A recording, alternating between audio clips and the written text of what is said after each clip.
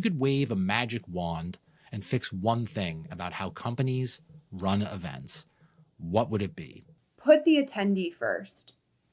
You have to put the attendee first in every aspect, from a mentality of, this goes back to the first question you asked me and I answered with registration.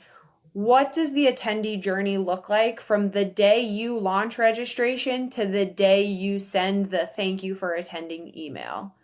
And it's funny because that kind of, another philosophy that I like to stand behind is every event should be like a wedding.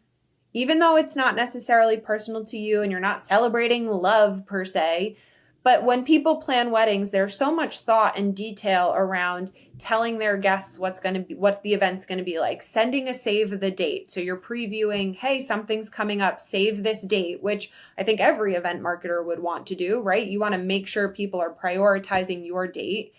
Then you've got the schedule of events, right? Like, are you doing any fun breakfasts? Is it just sessions? Is it just really cool speakers? You have the event itself. What other experiences will they be able to have?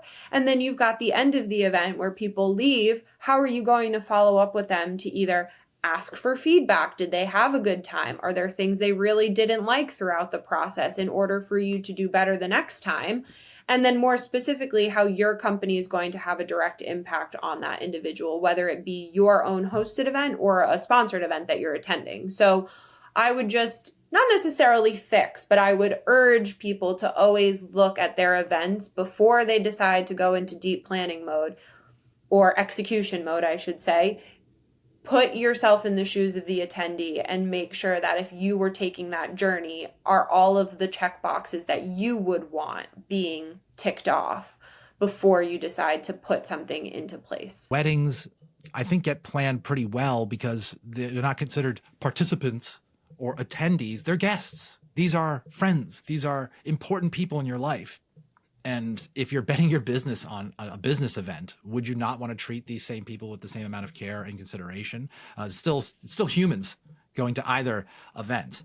And I think people want to be told what to do by the person who's hosting and organizing. And sometimes I think people go, well, this is a virtual event or this is a business event. I'm not exactly sure how to act, or I think that I can cut a corner here, where it's like, would you have done that with an important guest at your wedding or your child's wedding, let's say, or something like that? No.